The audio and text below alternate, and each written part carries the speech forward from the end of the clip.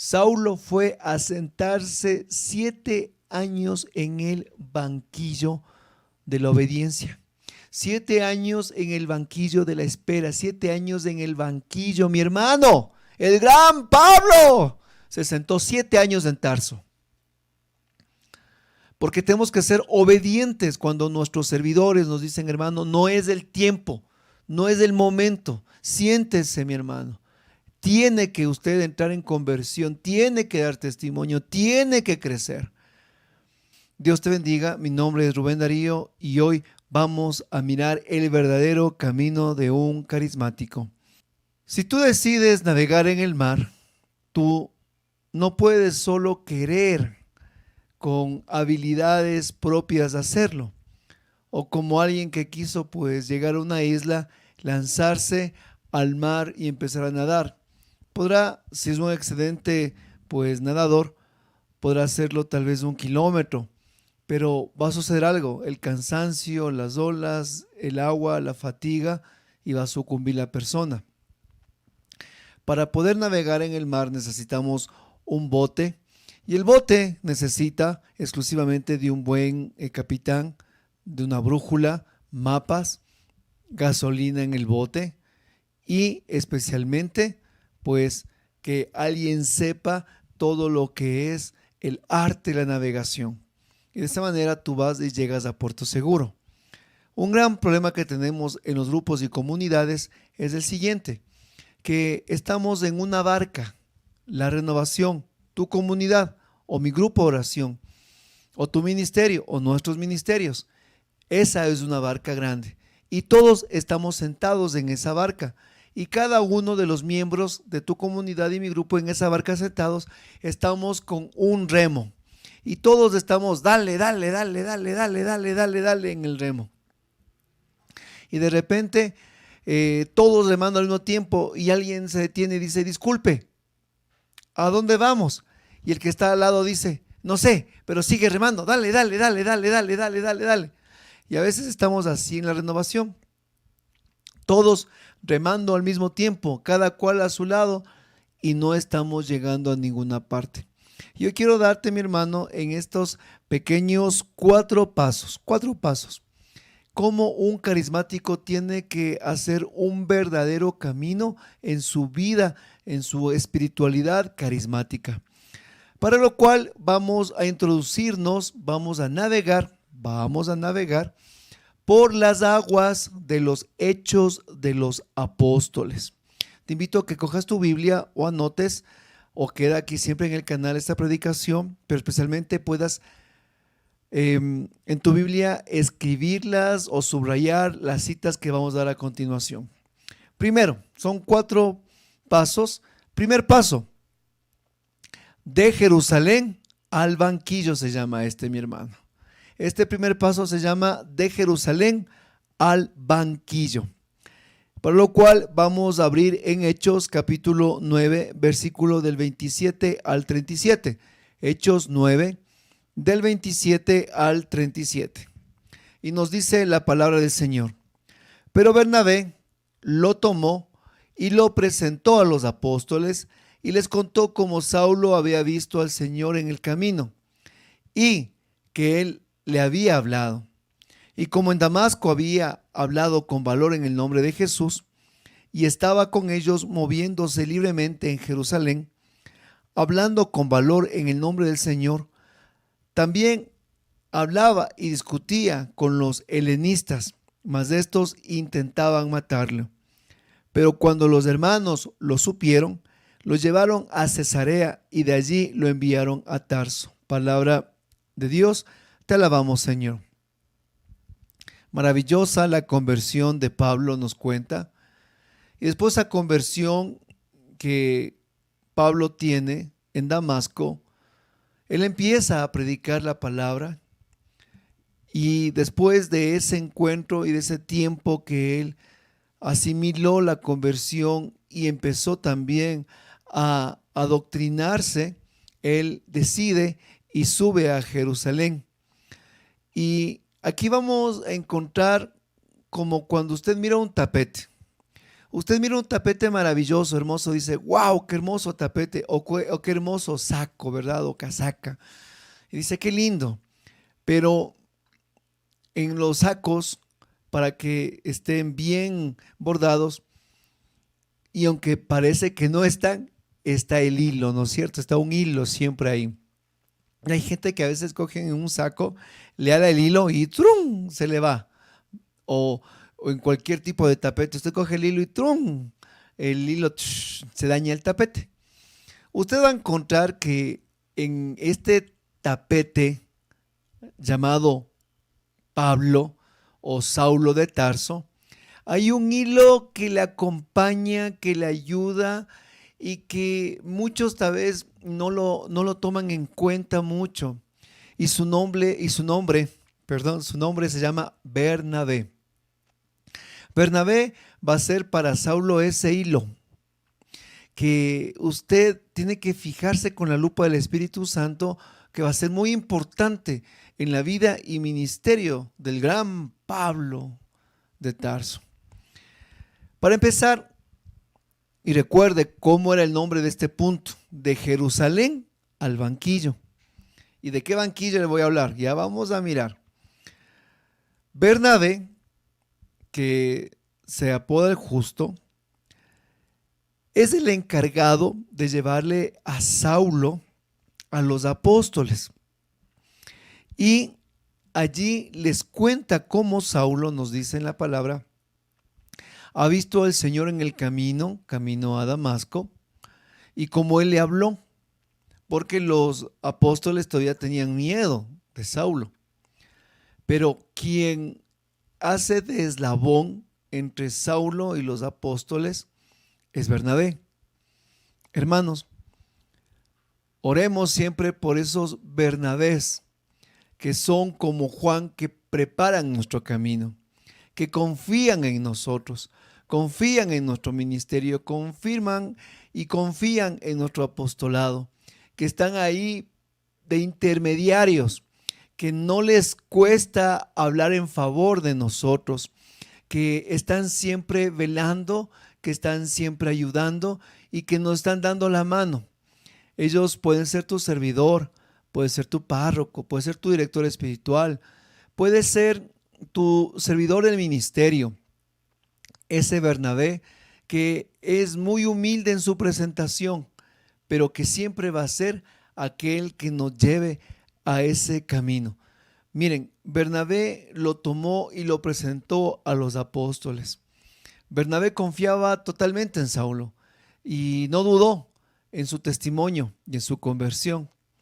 Y pues cuando ya empezó Saulo a tomar ese puesto dentro de la iglesia primitiva y comenzó él ya a exponer las verdades del evangelio, y los apóstoles le aceptaron como miembro de la iglesia, nos dice en el versículo 28 algo importante. Dice, estaba con ellos moviéndose libremente en Jerusalén, o sea, con los apóstoles, ya estaba parte del gremio, parte de la iglesia. Qué lindo, ¿verdad? Y ya moviéndose libremente en Jerusalén con todos ellos, hablaba con valor en el nombre del Señor. Pero ustedes saben que Pablo no era de medias tintas. Pablo era una persona totalmente radical. Y en el verso 29 del capítulo 9 nos dice que comenzó a discutir con los judíos, especialmente con los helenistas. Y en esas discusiones que tenía Pablo, y con ese fundamento tan fuerte que él tenía, que era su carácter, dice que estos judíos intentaron matarlo. Y ahí viene el punto neurálgico de este primer punto. ¿Y cuál es? Versículo 30. Pero cuando los hermanos lo supieron, los llevaron a Cesarea y le enviaron a Tarso. Y usted va a decir, ¿qué pasa aquí? Yo le quiero, mi hermano, en este versículo 30 del capítulo 9 de Hechos, mi hermano, es la parte impactante.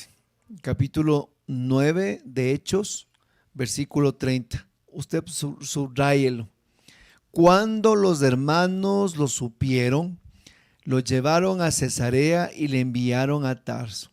La iglesia, los hermanos, los apóstoles, mirando que Pablo puede ser un nuevo mártir, otro Esteban, tratan de cuidar ya a los suyos.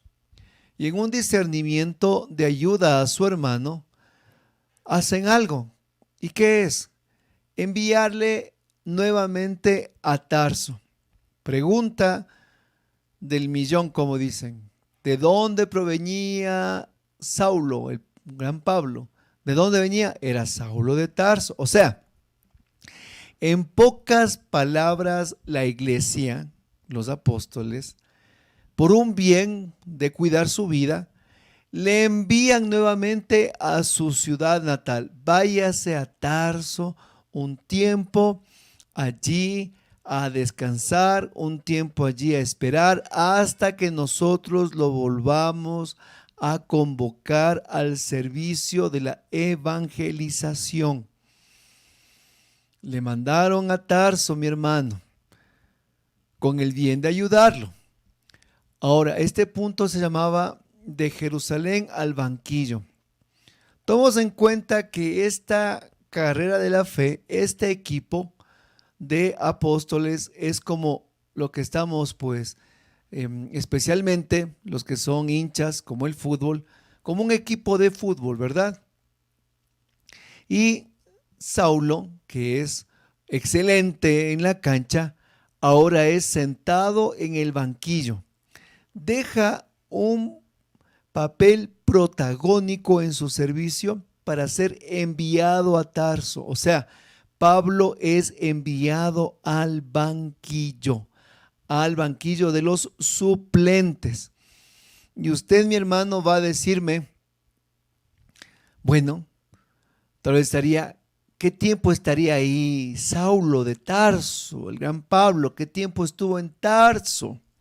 Los historiadores hablan y los teólogos que Saulo estuvo en Tarso esperando que sea nuevamente convocado por los siguientes 7 años, mi hermano. Él estuvo esperando la llamada de los apóstoles por, dígalo conmigo, 7 largos años. Y 7 es un número perfecto. Mi hermano, aquí vamos a mirar en este verdadero camino del carismático cómo usted y yo necesitamos sentarnos en el banquillo de la obediencia. Los servidores muchas veces en su discernimiento a los hermanos que están queriendo evangelizar, queriendo trabajar, queriendo hacer, dicen, espere. Todavía no es el tiempo. Por favor, todavía siéntese, mi hermano, a seguirse formando, a seguir perseverando, a seguir creciendo, a seguir allí limando sus asperezas. Sentarse en el banquillo, mis hermanos, es también morir al ego personal que tenemos. Por eso es que este punto se llama de Jerusalén al banquillo.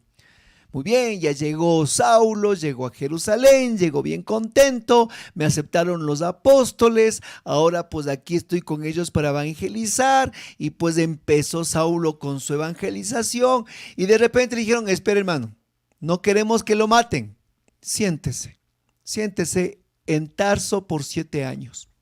Pero ¿cómo si yo quiero evangelizar? Yo quiero estar en un lado, yo quiero estar en otra parte, yo quiero irme a la pastoral, y me están invitando a cantar, me están invitando a un grupo, yo quieren que vayan a los consejos, quiero que vayan para acá. Y los servidores le dicen, espere, no quiero que mueras, no quiero que te maten antes de tiempo. Necesita usted sentarse en el grupo, sentarse en la comunidad, sentarse a hacer vida ¿de qué? De una familia espiritual. Primero, entender cuál es la dinámica, porque cuántas veces mi hermano querido, por no someterse mucho carismático y mucho carismaniático a su comunidad, pues terminan perdiendo su carisma, su identidad, su pertenencia y después no quedan en nada. Yo tenía un hermano muy querido que le pasó este mismo caso. Nuestro ministerio fuimos a evangelizar, fuimos a hacer un seminario de vida en el Espíritu a una parroquia, a un grupo de 8 personas. Hicimos una maravillosa evangelización gracias al párroco que nos abrió las puertas de su corazón especialmente. Y ese grupo de 8 personas después de esta evangelización terminó un grupo de 120 personas. Cosa que los 8 que estaban ahí no sabían cómo dirigir. Y el ministerio, nuestro ministerio decidió acompañarlos por 8 meses más, de 6 a 8 meses más. En ese tiempo decidimos ayudarles a crear ministerios de su grupo, su equipo de servicio. Bueno, prácticamente formamos todo el grupo para que ellos trabajen. Pero para que la gente no nos identifique a nosotros como servidores, decidimos que un miembro del ministerio iba cada semana según el cronograma que habíamos decidido para que este grupo empiece a tener una estructura. 120 personas de 8 hermanos, eso era tremendo. Total, yo iba una vez al mes, a ir evaluando, ir predicando e ir direccionando. Total, cuando más o menos a los 4 o 5 meses de estar en esta dinámica, le encuentro a un miembro de nuestro ministerio que no le tocaba ir en ese tiempo, sentado en primera fila él, su esposa, sus hijos, y todos ya se habían hecho pues su chompita del nuevo grupo. Es que estaba en toda la efervescencia ese grupo. Entonces me llamó la atención, hablé con la servidora y digo, ¿qué pasó? Lo que pasa es como el hermano toca lindo y tiene equipos de amplificación, pues decidimos que venga todas las semanas, vamos a verle en el taxi los equipos y que el hermano que venga a tocar en la iglesia, que venga a tocar en el grupo, que venga a cantar acá, que venga para acá, que venga para acá. Y él ya estaba siendo miembro del grupo, sin conversarnos nada, sin decirnos nada, sin pedir autorización. Más aún, estaba dejando el grupo, el ministerio, por estar allá. O sea, eso se llama un antifruto, porque estaba dejando su comunidad, su ministerio, el lugar donde pertenece, y se estaba enamorando de la misión, de la evangelización, de un lugar donde no teníamos más que ir a direccionar. Ese no era nuestro grupo. Es que es fácil enamorarse de la novia, es fácil enamorarse del envío, de lo que no es nuestro. Y nos tocó el equipo de servicio discernir, hablar con los servidores y pedir que por favor el hermano abandone ese lugar. Fue duro. A él no le gustó, saltó, pataleó, brincó, pero le dijimos del equipo, hermano, estás saltándote todos los procesos de tu vida de conversión. Tienes que mantenerte en tu comunidad y en tu ministerio, no allá. Y bueno, ¿qué pasó? 2 cosas pasaron. La primera, que este grupo tan grande se encontró sin cantante y sin equipos importados. Ya después de que nos fuimos, ¿sabe qué hicieron ellos? Se organizaron, compraron sus propios equipos. ¿Y saben qué? De toda esa cantidad de gente, sacaron su propio ministerio. Y hoy, después de casi 7 años de esa evangelización, tienen un precioso ministerio de alabanza. Hermoso, hermoso, hermoso. Tienen todo completo, baterías, bajos, guitarras, voces, tienen amplificación, tienen sus propios micrófonos, tienen todo. Y están sirviendo ya en eventos grandes de la renovación. ¿Qué pasó con este hermano que fue desobediente? Él dijo, bueno, yo toco la guitarra y me invitan a todos lados. Nosotros, ¿qué dijimos? Por favor, siéntate en el grupo, siéntate en el grupo, siéntate en el grupo. ¿Nos hizo caso? No hizo caso. Y que iba para una parroquia, que iba para un grupo, que iba para un evento, que iba, claro, porque así son los músicos, así son a los que tienen el arte. Les quieren agarrar por todos lados. Y que iba por un lugar, que iba por una convivencia, se hizo por todas partes, no nos obedeció, dejó el ministerio, dejó el grupo de oración y comenzó a ser alma libre. ¿Sabe qué pasó, mi hermano? Esa efervescencia, esa gasolina le duró menos de un año. Y después de eso no quiso saber nada más. Me encontré un día con la esposa y le digo, ¿qué pasó? Ya no quiere venir. Dijo, hermano, lo que pasa es que ahora ya no quiere ni a la iglesia asistir. Se cansó, se cansó. Y después de algún tiempo más, porque él es carpintero, un día nos encontramos por un trabajo y le digo, te invito al grupo. No, es que no tengo tiempo, es que no quiero, es que no puedo. O sea, mi hermano, al saltarse todos los procesos, lo que sucede, cayó en una terrible anemia espiritual. Comenzó a dar, a dar, a dar por todos lados, sin crecer, sin madurar, sin tener pertenencia, sin afianzar sus raíces en su comunidad, sin tener ese sentido de pertenencia, y al final su carisma se diluyó en todo y terminó en nada. Y siempre le estamos invitando, no crea que no, siempre le estamos hablando, pero él ya no quiere. Por eso es que aquí miramos en este primer punto de Jerusalén al banquillo. Saulo fue a sentarse 7 años en el banquillo de la obediencia. 7 años en el banquillo de la espera. 7 años en el banquillo, mi hermano. El gran Pablo se sentó 7 años en Tarso. Porque tenemos que ser obedientes cuando nuestros servidores nos dicen, hermano, no es el tiempo, no es el momento. Siéntese, mi hermano.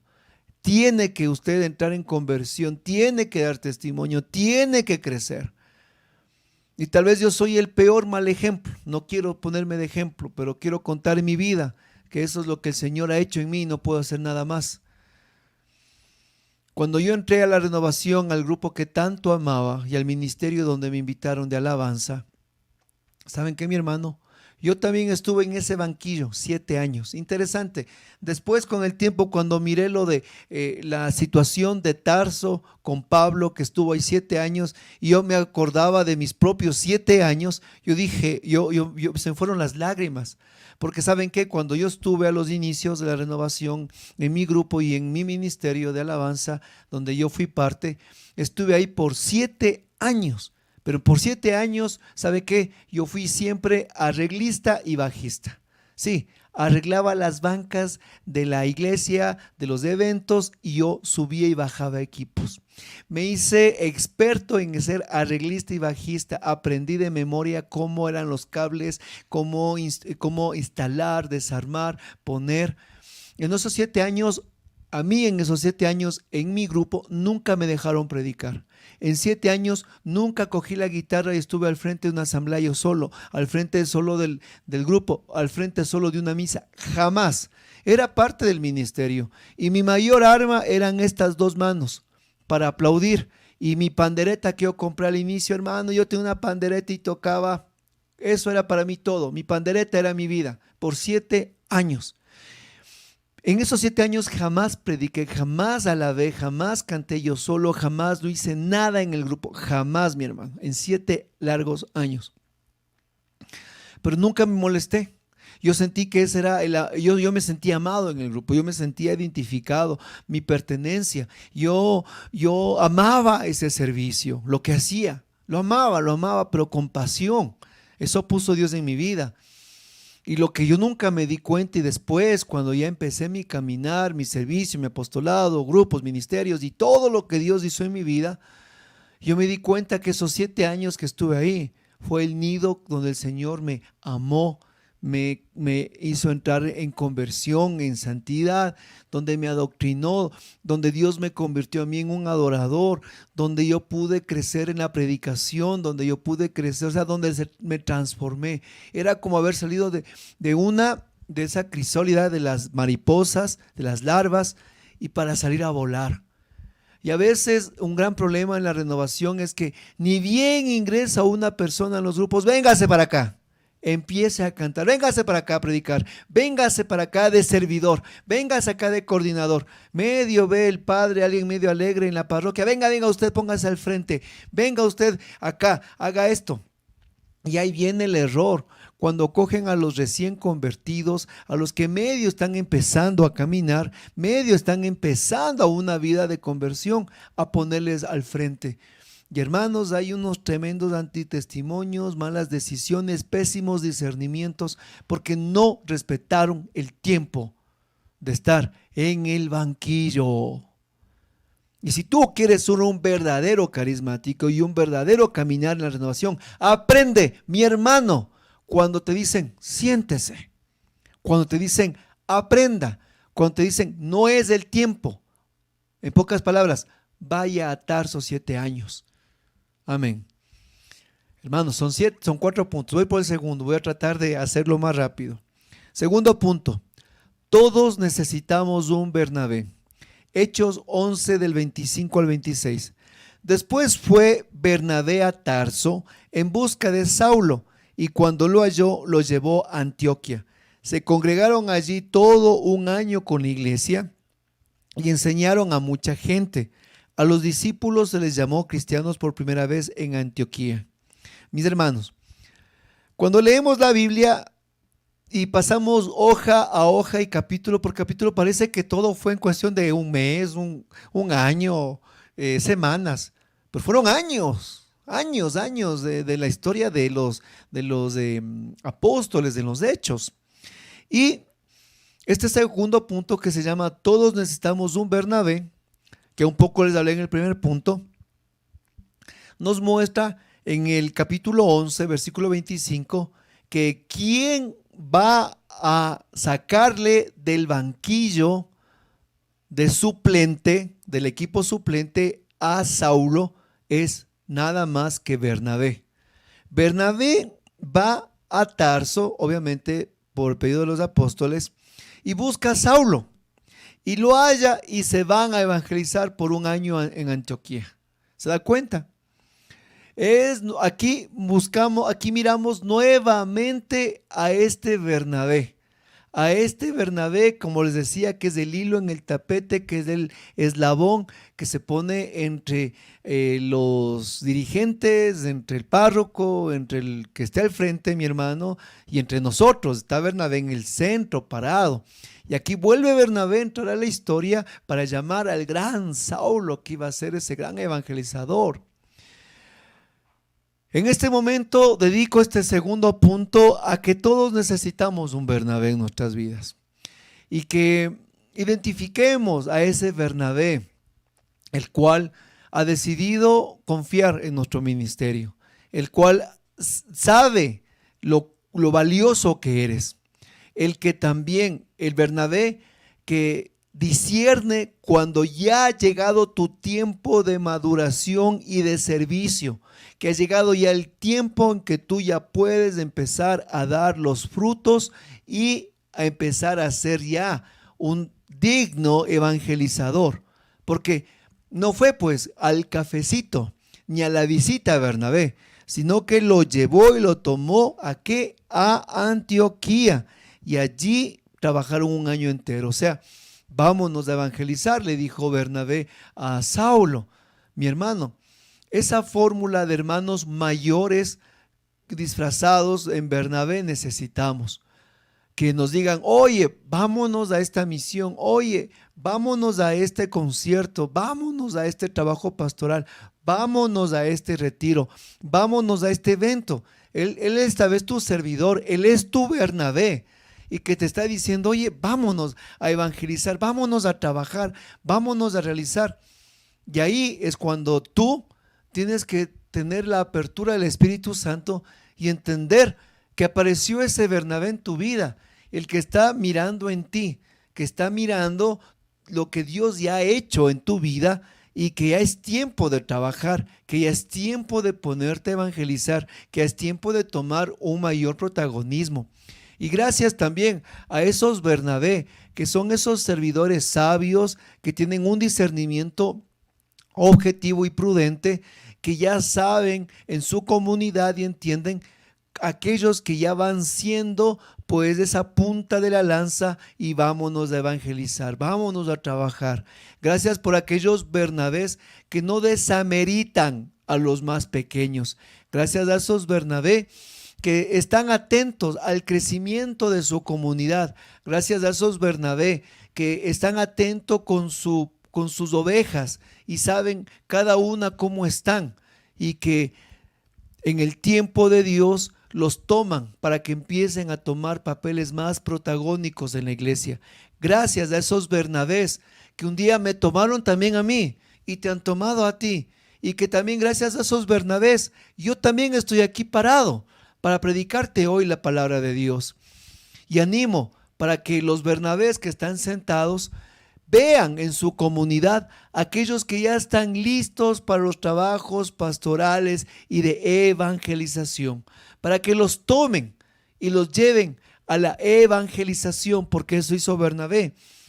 Versículo 26, se congregaron en Antioquía todo un año y enseñaron a muchísima gente.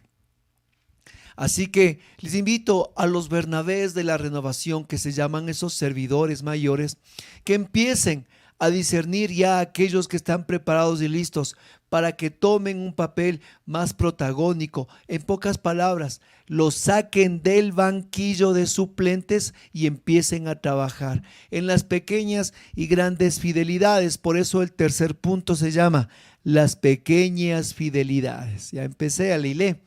Tercer punto se llama, dígalo, las pequeñas fidelidades. Y está en Hechos capítulo 11, versículo 29 al 30. Dígalo, Hechos de los Apóstoles capítulo 11, del versículo 29 al 30. La palabra de Dios nos dice: los seguidores de Jesús en Antioquía se pusieron de acuerdo para ayudar a los cristianos en la región de Judea, y cada uno dio todo lo que pudo dar. Entonces Bernabé y Saulo llevaron el dinero a Jerusalén y lo entregaron a los líderes de la iglesia. Palabra de Dios, te alabamos, Señor. El tercer punto se llama las pequeñas fidelidades. Hermanos, entró un problema de hambruna, un problema realmente muy grave en Judea y en las regiones adyacentes. Y la manera que podían sobrellevar este déficit económico era ya con el aporte de las iglesias que se estaban empezando pues a fermentar lejos de lo que era la región de Israel. Y aquí encontramos a Saulo en su primera gran misión, en su primer trabajo pastoral, o sea, digamos dicho, ya fuera de casa, ya fue a Tarso, trabajó ayudándole a Bernabé allí en Antioquía, y ahora pues viene la primera misión de la iglesia oficial, ¿no? La primera misión oficial de la iglesia. ¿Y cuál es la primera gran misión oficial de la iglesia? Mis hermanos Bernabé y Saulo, por favor, lleven el dinero a Jerusalén. Esa es su misión. ¿Qué le parece? Qué bonito, ¿verdad? Versículo 30. Entonces Bernabé y Saulo llevaron el dinero a Jerusalén para entregarlo a los líderes de la iglesia. ¿Cómo se llama eso, mi hermano? Dígalo conmigo. Se llama ser un mandadero. ¿Sí? Un mandadero. Alguien que lleva de un lado al otro, ¿cómo se llama? El que hace los mandados, un ayudante. Y esa fue la gran fidelidad de este apóstol. Por eso este tercer punto se llama el amor a las pequeñas fidelidades. ¿Qué dice Jesús en la palabra, nuestro Señor? Si eres fiel en lo poco, en lo mucho más yo te pondré. Y tenemos que entender, querida renovación carismática, que el verdadero camino de un carismático, de un servidor, es aquel que entiende que debe de servir en las pequeñas fidelidades de su vida, en las pequeñas fidelidades de su trabajo pastoral.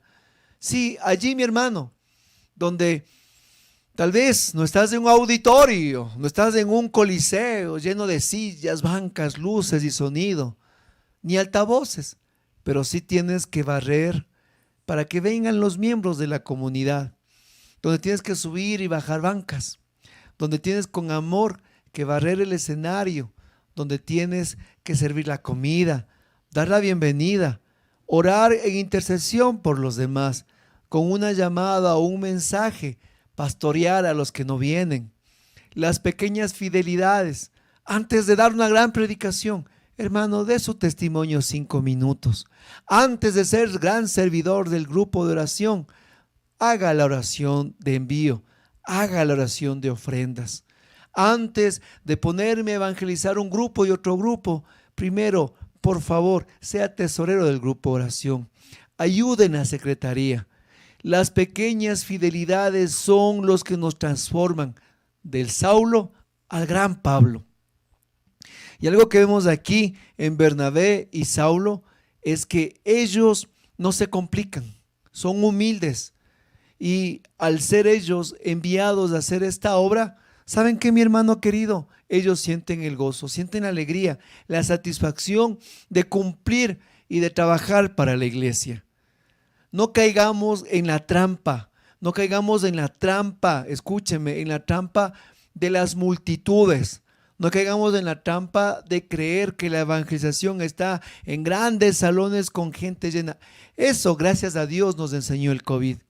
El tiempo de la pandemia, de las cuarentenas, donde se terminaron las multitudes, donde nos encontramos con iglesias vacías, con grupos cerrados, donde teníamos que trabajar en las pequeñas fidelidades tal vez de los Zooms, ¿verdad? Donde la única manera de reunirnos con la comunidad era una pantalla y 10 cámaras prendidas. Seguir siendo fieles a lo que Dios me ha encomendado, seguir siendo fiel a mi comunidad, seguir siendo fiel a mi grupo oración, seguir siendo fiel a mi pequeño ministerio, seguir siendo fiel a la evangelización tal vez que me pidieron, ve hermano, venga a hablar con mi esposo, venga a hablar con mi hijo, venga en este momento a orar por un enfermo. No, es que yo quiero el Coliseo, es que si no me ponen ahí unas 500 personas no evangelizo. Ratito, mi hermano. No le apuntes a esas cosas que son esporádicas y fugaces. Son las pequeñas fidelidades donde Dios se glorifica. Son las pequeñas fidelidades donde Dios quiere mostrar su gloria. Es que el problema es la distorsión actual con la cristiandad a través de las redes digitales. La distorsión de la evangelización. Sí, escúcheme. Una palabra extraña, tal vez la distorsión en la evangelización. Y ya voy a entrar al último punto. La distorsión en la evangelización, ¿por qué? Porque usted encuentra en estos medios de stream, pues, megas conciertos, ¿no? Megas eventos con cientos de personas y luces, y usted dice, wow, yo quiero eso para mi ministerio. Y usted ve después de ese mega evento, ve a su ministerio, una guitarrita de palo, una panderetita, 2 maracas y 2 viejitas, ¿no es cierto? Y usted ve al mega evento y su ministerio, usted dice, ay, es que esto me ha tocado, es que no, ¿cómo hago? Y se desespera. Espere. Esa es una distorsión de la evangelización, porque lo que le están mostrando es un evento que lo hicieron en un año, posiblemente, que tras ese evento trabajaron su medio año, sus 7, 8 meses. Atrás de eso hay mucha producción musical, hay mucha producción de sonido, mucha producción de video, hay mucha parte económica que se mueve, eventos locales para hacer ese evento. Que usted lo ve una y otra vez, es muy diferente, pero se lo dio una sola vez, ¿ya? Entonces, la distorsión no viene de parte de lo que vemos, sino de lo que pensamos y sentimos. Entonces, tenemos que nosotros mirar, dejar de ver esos prototipos y otra vez volver a la palabra de Dios, que es la fuente real de la inspiración divina, en la que nosotros miramos auténticamente lo que significa ser cristiano. Y es esto, la fidelidad de lo poco. La fidelidad de lo poco. Vayan Bernabé y Saulo a dejar el dinero a Jerusalén. Y ellos se fueron con gozo. ¡Qué fidelidad tan grande! Seamos fieles a nuestros pequeños ministerios, con lo que Dios nos ha dado, con las pocas cosas que tenemos. Vayamos amando, vayamos acrecentando, vayamos creciendo. Y a medida que nosotros seamos fieles en lo pequeño, recuerda Jesús, Él no se miente en su palabra. Dios nos dará más. Dios ama lo fiel, Dios ama lo poco. Recuerden cuando hizo la gran multiplicación de los panes y los peces. Más de 5,000 hombres comieron. sin contar mujeres y niños. Pero ¿cómo se dio esa tremenda multiplicación? Con un niño que tenía unos poquitos panes y unos poquitos peces. Un apóstol dijo: Señor, aquí estamos con solo pocos peces y pocos panes. Y Jesús que dijo: a ver, demen lo poco que tienen y yo lo multiplicaré. ¿Te das cuenta? Jesús quiere que tú le muestres eso pequeñito que tú tienes, que son tus 5 panes y 3 peces, lo poco que tienes. Ahí, Señor, esto es lo que tengo, con amor lo tengo, pero con amor te lo entrego, con amor hacia ti. Y el Señor multiplica, lo hace grande. Así que no esperes las tarimas, los mega conciertos, los mega eventos que se dan. Y mientras tú eres fiel, se dará. Y así es, nuestro ministerio ha sido invitado a eventos grandes, nacionales, de la renovación, donde 5,000 personas, pero eso es un día, eso es un evento. Después de eso, ¿qué viene? ¿Otro concierto? No, mi hermano. ¿Otro evento? No. La fidelidad del grupo de oración, la fidelidad del ministerio. Pero muchos pierden a veces el sentido y creen que es eso la renovación. Mega eventos, mega asambleas, mega conciertos, multitudes. Esta es la renovación, 5,000, 6,000 en un solo ágora. Espere, eso es un evento de evangelización. La renovación carismática, y lo que Dios me ha hecho entender en estos más de 27 años, es la fidelidad de la comunidad. La renovación carismática no es solo un evento mega gigante. Eso no es la renovación. Eso es una explosión de evangelización, donde se muestra el carisma al mundo, eso sí, donde el Señor quiere hacer su obra en una pesca masiva, o no, perdón, no una pesca masiva, sino una pesca mar adentro, eso sí. Pero la renovación es la fidelidad en las comunidades de oración, la fidelidad en el servicio, la fidelidad en el ministerio, la fidelidad en tu camino pastoral. El sentarte en la mesa a orar con 3, 4 personas, eso es la renovación. No perdamos el foco. Por eso en Hechos 12:25 nos dice: y Bernabé y Saulo volvieron de Jerusalén. Avanzamos, ¿no? En el mismo punto 3, Hechos 12:25. Miren, el primero era Hechos 11, del 29 al 30, donde fueron a dejar el dinero. Ahora, un capítulo después, Hechos 12:25 dice: y Bernabé y Saulo volvieron de Jerusalén cumpliendo su servicio, tomando también consigo a Juan, el que tenía por nombre o sobrenombre Marcos. Fueron, encargaron, dejaron su trabajo, y en el versículo 25 del capítulo 12 dice que volvieron de Jerusalén cumpliendo su misión. ¿Qué le parece? Cumplieron su misión con alegría, con gozo, a la iglesia, a los líderes, dejaron lo encomendado, un trabajo bien hecho y volvieron. ¿Te das cuenta? Qué maravilla que es eso, qué hermoso que es eso cuando miremos cómo es la fidelidad. Y en esa vuelta le fueron llevando a alguien llamado por sobrenombre Marcos, Juan Marcos. ¿Cuál Marcos es ese, mi hermanos? Es el mismo que hace el evangelio de Marcos. Exacto, Juan, Lucas, Mateo, Marcos, el cuarto evangelio. Este Marcos, al cual le van llevando de ayudante, es el cuarto evangelista. Juan Marcos, esa es otra historia. Pero de la vuelta de su misión no vienen con las manos vacías, vienen con un pupilo, vienen con un ayudante, vienen con Juan Marcos, el próximo que sería el cuarto evangelista dentro del canon de la preciosa palabra de Dios. Ellos vienen con un tesoro.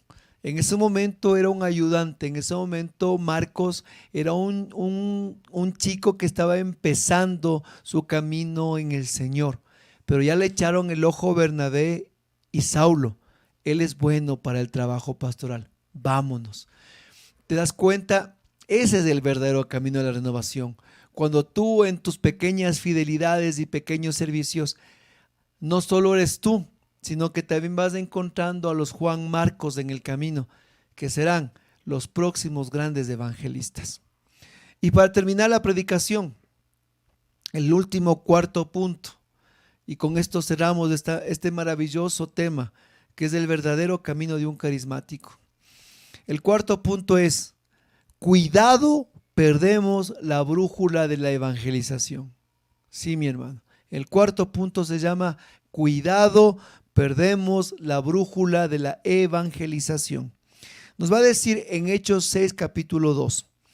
Entonces los 12 convocaron a la multitud de los discípulos y dijeron: no es justo que nosotros dejemos la palabra de Dios para servirles a las mesas. Palabra de Dios, te alabamos, Señor. ¿Qué sucede?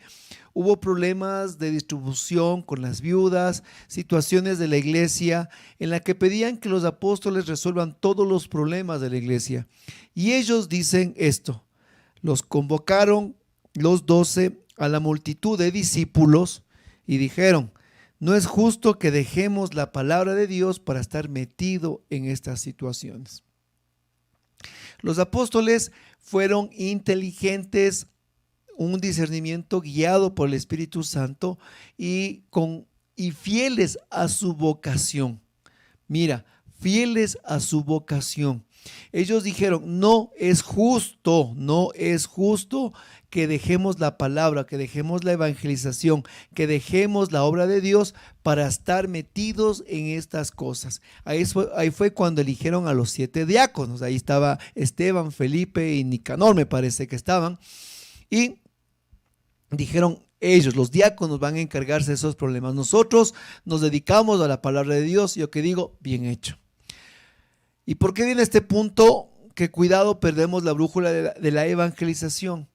Porque un gran problema que viene ya con los líderes y servidores de la renovación es que han dado prioridad más a lo que es servir a la mesa, como dice aquí, que a lo que es la palabra. En pocas palabras, yo estuve en una evaluación de un evento. Era un evento grandote de la renovación, y en esta evaluación empezaron los líderes ya de nacionales a evaluar el evento. Entonces, como nosotros estábamos dentro de lo que fue parte del servicio, estábamos ahí también. ¿Y cómo empezó la evaluación? A ver, así empezó la evaluación. ¿Cuánta ofrenda se recaudó? ¿Cuántos libros se vendieron? ¿Cuántos CDs del padre que vino a predicar se vendieron? ¿Cuánto se ganó de los stands que estuvieron afuera? ¿Cuánto se ganó de la librería?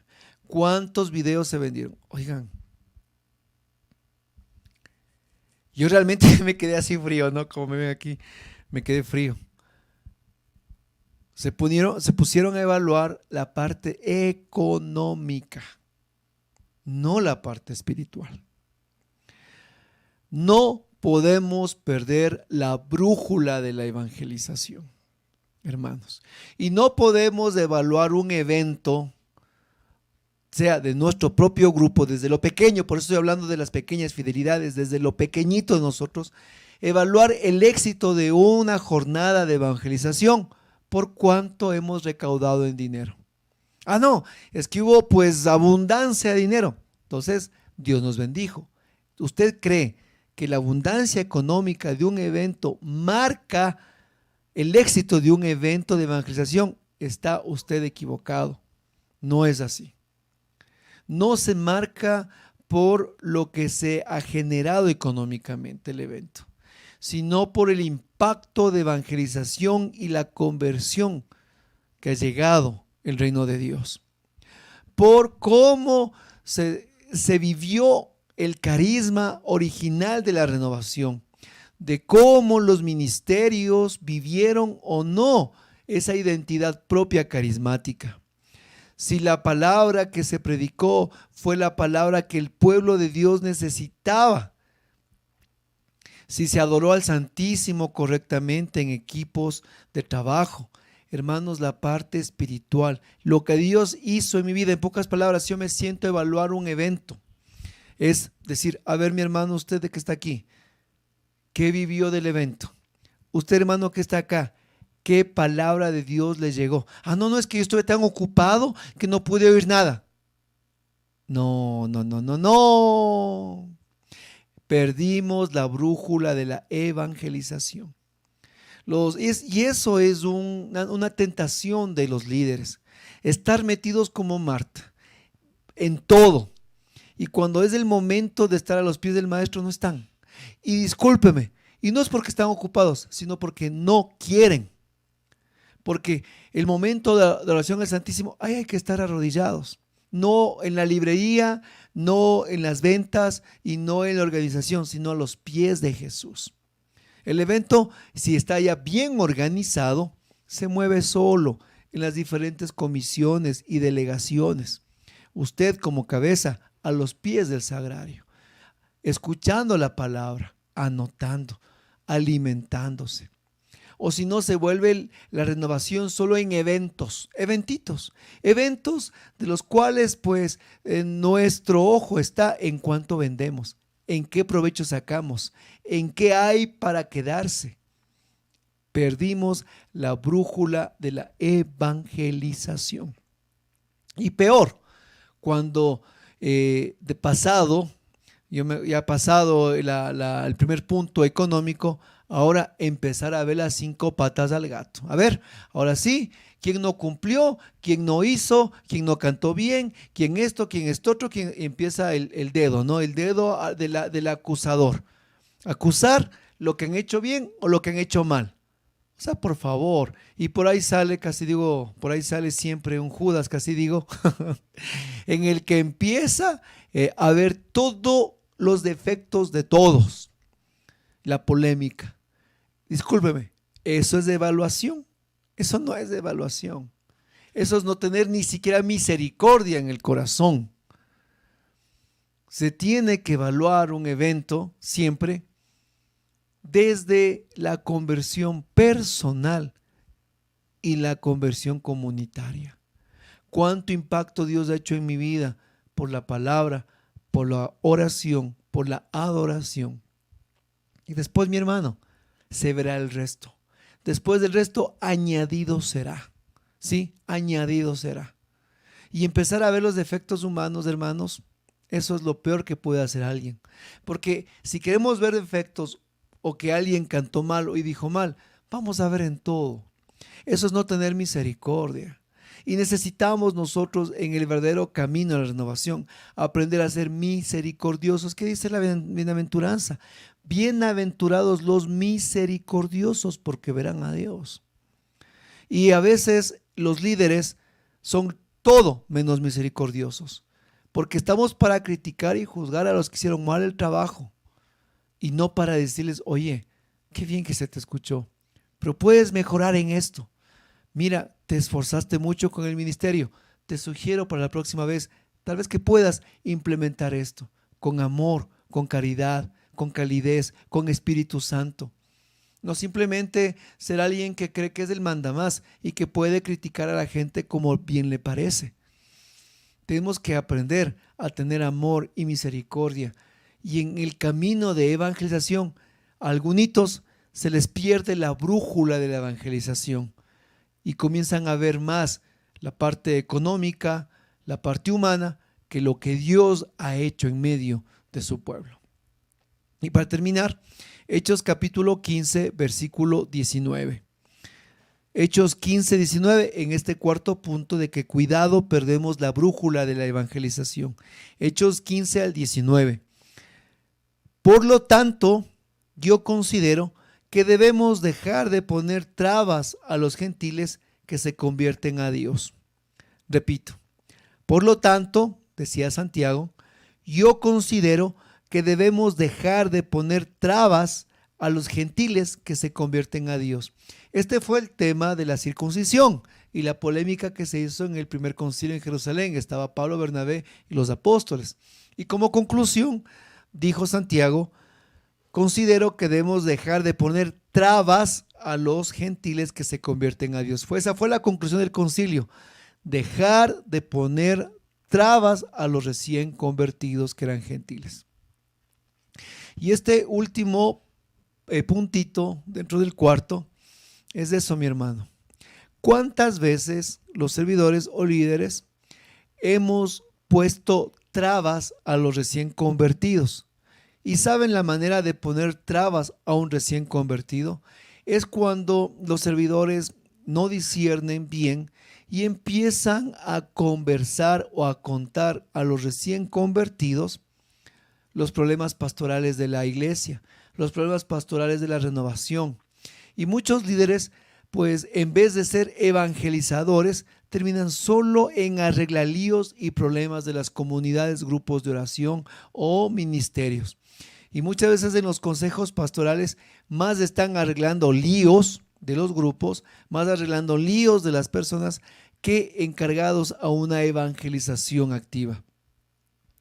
Que un ministerio dijo esto, que están en edición acá y que arreglamos esto, y se pasan los años y se pasan la vida arreglando líos. Y muchas veces con tanto lío que hay de un lado a otro lado, la persona o el servidor se llena de eso. ¿Y qué hace? Empezar a comunicar, en vez de comunicar la palabra, empieza a comunicar los líos de la renovación, empieza a comunicar los líos de los servidores. Y ese es el tema de la conversación. Yo recuerdo al padre Darío Betancourt, que Dios le tenga en su gloria, cuando fue el jubileo de oro en nuestro país y él predicó, me impactó algo de su predicación que me estremeció en el alma. ¿Y qué fue? ¿Qué dijo el padre Darío Betancourt? Él decía, en estos 50 años la renovación carismática ha pasado lo siguiente, dijo él. Miren, de 50 años, los primeros 20 años, decía él, toda la renovación dedicaba a evangelizar a Jesucristo, en la difusión del Espíritu Santo, en llevar la palabra de Dios, en difundir los carismas, los dones y vivir la vida en el Espíritu, los primeros 20 años. Los siguientes 20 años comenzaron a hablar solo de la renovación, solo del movimiento, solo de la estructura, solo del camino a seguir. Miren, y los últimos 10 años, decía él, se han dedicado solo a hablar de los problemas de la renovación, de qué tal servidor, de qué tal esto, este otro. En 50 años, decía él, en este jubileo, decía el padre Darío. Y a veces nosotros hemos cambiado la palabra, el evangelio, por comunicar solo problemas. ¿Y sabe por qué? Porque a veces yo me siento con coordinadores de aquí de mi rancho, hermanos. Yo sé, yo hablo aquí de mi realidad. Yo sé que allá todos son santos, bendito sea Dios. Pero aquí en mi realidad, yo me siento muchas veces con los coordinadores y de la conversación del 100%, el 90% son líos, problemas. Que el asesor, que el esto, que este otro, que ese cuánto, que ese... Y se ponen solo a hablar de eso. Que el viaje, que el evento, que este otro, que por acá, que nos recaudamos. Y solo eso es su lenguaje. Ya no hablan de Jesús, ya no hablan del Espíritu, ya no hablan de la gloria de Dios, ya no conversan. Oye, mira, alguien, hoy de mañana en el Evangelio Dios me sorprendió y me dijo esto. Dios me reveló esta palabra. El Señor hizo esto en mi vida. Nada, ya no dicen eso. Solo se pasan hablando de los líos, problemas y cosas. ¿Y qué nos dice aquí en Hechos 15:19? Yo considero que debemos dejar de poner trabas a los recién convertidos. Y a veces los servidores nos hemos convertido en eso, en poner traba tras traba tras traba a los recién convertidos. Si es mostrando solo problemas, también en poner trabas cuando ingresan a la corriente de gracia, en vez de ser facilitadores, en vez de ser padres para los nuevos, nos convertimos en entes cuadrados. No sé qué sucede. Nacemos a la vida nueva con un gozo del Espíritu y a medida que crecemos, maduramos y algunos hasta se envejecen en las pastorales, se hacen cuadrados. Tan cuadrados que cuando llegan los recién convertidos lo que hacen es eso, poner trabas tras trabas tras trabas. Ya no es la misericordia, es la ley. Y es la ley la que muchas veces está en la persona. Y cuánto coordinador y líder ha abandonado la Biblia para tomar otro librito. Y es el de los estatutos y lineamientos.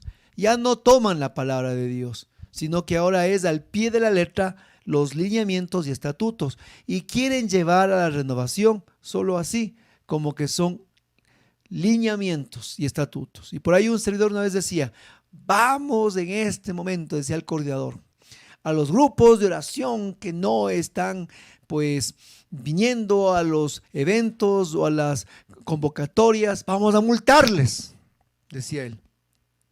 Oigan, ¿qué ha sido esto? Gremio de taxistas, gremio de, no sé, de albañilería que no vienen a la reunión y la multa. Por favor, vamos perdiendo la brújula de la evangelización. La gente que está enamorada de Cristo no necesita la multa para venir. La gente que está enamorada de Dios y quiere evangelizar no necesita la obligación de estar ahí. Ellos van. Así que servidores, coordinadores, porque esta palabra va para casa adentro, para casa adentro, ¿sí? A veces es fácil criticar a los de afuera, pero esto va a puertas adentro. Coordinadores y servidores, por favor, volvamos a la fuente original de la renovación, y es la evangelización, es la vida en el Espíritu y la gracia de Pentecostés. Dios te bendiga, hermano.